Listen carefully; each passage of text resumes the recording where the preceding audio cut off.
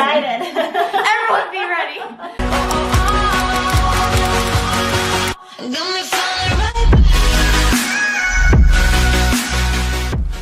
Okay.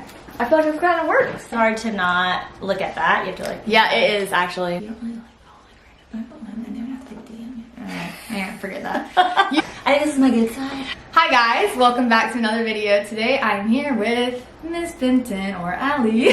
Whatever you want to call me. Anyway, so today we're going to answer a question a lot of people ask me, and I'm sure a lot of people have asked you. What is love, and how do you make that work in this society? It's become kind of twisted. Truly loving somebody else, I think, is the hard part.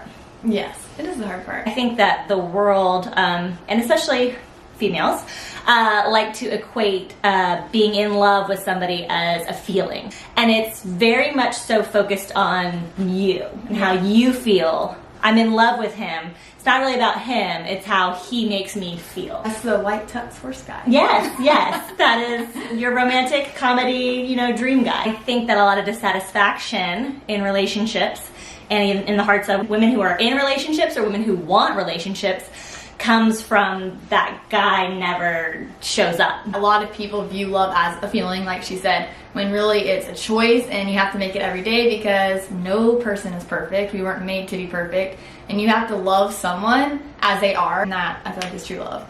And it's hard. Yes, it's very hard. On the flip side, if you decide that you want to truly love somebody and give your love to them, you have to make sure they deserve it. You have to make sure that they're ready to receive that love. They're ready to love you back because there are things that come with love. When you love somebody, you want to make sacrifices for them.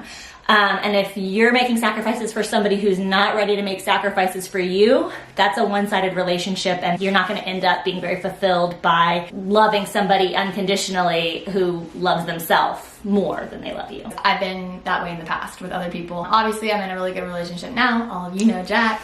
I just feel like I would give to these people because I thought that if I kept showing them this love and I kept making sacrifices for them, eventually it would click in their heads and they'd be like, oh, maybe I should do this back. And that then I would be getting the same thing, and it does not work that way. A lot of times you end up, being really heartbroken and hurt, and it's almost as if you did it to yourself. You knew from the beginning that this person wasn't returning what you were giving. I think it's really important in relationships, all relationships, to find somebody who is looking for the same thing that you're looking for, or moving towards the same future that you want to be moving towards. And this is all romantic love, It goes back to the idea of God's unconditional love for us. Think about him showing up over and over and over again, always ready to love us. How do we treat that? If we're the person that's not making the sacrifices for the other person, not putting love first, sacrifice. That's when it comes into that's the word we have to talk about, right? What does it mean to sacrifice? That doesn't sound good. Right. It doesn't sound good to say, oh, I'm so in love, so I have to sacrifice. When you love someone enough, I just found this quote and it was so good, I'm getting it. Okay. You really care about someone, their happiness matters more than yours. Therefore, true love means that you're willing to satisfy anything for the other person, and that's selfless. Is when you are willing to do whatever it takes to make that other person happy. And obviously, if you're just in a little high school relationship that just started, you're not going to just sacrifice everything in your life for that person. I mean, that's not reasonable to ask. Right, let's talk about what are reasonable sacrifices. You sacrifice everything just to kind of be in this love bubble. I don't think that's what we're recommending in this case at all. What type of sacrifices do you think are reasonable? I really do think it depends on the different, how far into a relationship you are, how old you are. Obviously, 14-year-olds in 8th grade who can't drive and just started dating. Okay, but let's talk about that. What is okay to sacrifice at that point? Maybe giving more time to that person. Yes. So you sacrifice sitting on a video game, boys, in 8th grade. Yeah, spending time with your friends, playing sports, all that kind of stuff. Right. You would give more time to maybe conversation with that person. Out. Right. You got to give some priority to your woman, right? Yeah. Or your guy. Also, you sacrifice naturally when you're in an official relationship. You sacrifice other people of the opposite sex, right? So that's an obvious sacrifice, right? But that's a rule of relationship. Especially when it comes to people who are making your significant other uncomfortable. Okay, so a big, let's take that further. Because that starts in 8th grade or whenever, and that goes into your marriage, because you're going to have one. So your marriages. Yes. the one marriage you will have, this will be a factor in it. You have to make little sacrifices for the other person's happiness, right? No matter how serious your relationship gets. As it gets more serious, you really have to start putting that person before you. So that means you have to identify something that maybe makes them uncomfortable or makes that other person feel unloved. And you have to make some sacrifices. So you're not going to do those things, right? Because on the other hand, too, you're looking for things that make that person feel loved, make that person feel comfortable, and you're trying to do those things. And that's where communication comes in, because you have to be talking about it. Right. If that other person doesn't know your needs, if you've never told them, they're not going to know how to love you. Part of those sacrifices could be, and I know I can only speak about what works in my relationship because I am not in everybody else's, but part of that is maybe no friends of the opposite sex, or no solo hanging out situations with people of the opposite sex, because that's gonna make my husband feel uncomfortable. That's going to make me feel uncomfortable if I know that he's having lunch with another woman. That's another thing. Just for friendship.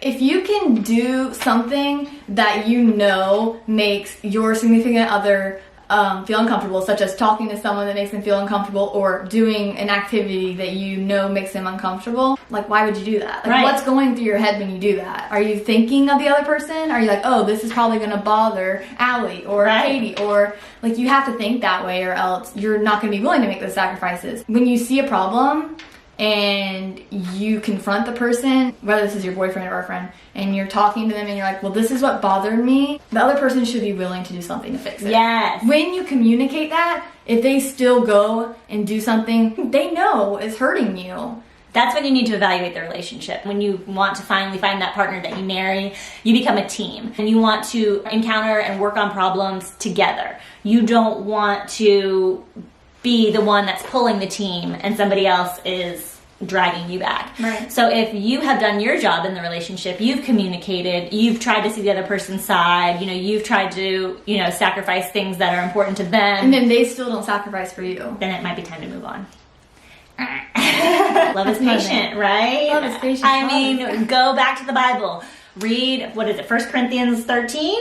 Is that something along those lines? You're going to get a blueprint right from the Word of God, what He says love is. And a couple things He says love's not, I believe. Yeah, it does not envy, it does not jealous. Exactly. So God can give you a definition for love, or you can look toward the world. How does the world view love? Oh, I don't know, Katie, what do you think? If you didn't know Christ, you had no exposure to God's definition of love, what would you think it was based on the world? You see it on magazine covers, you see it in movies, we see like this love and it's bringing roses and it's like impossible. Right. Media portrays love really. For guys, they want what's physical. Right. Girls want emotional. And we read about how people almost use each other to get those two things. Going into a relationship after seeing everything that the media portrays love to be.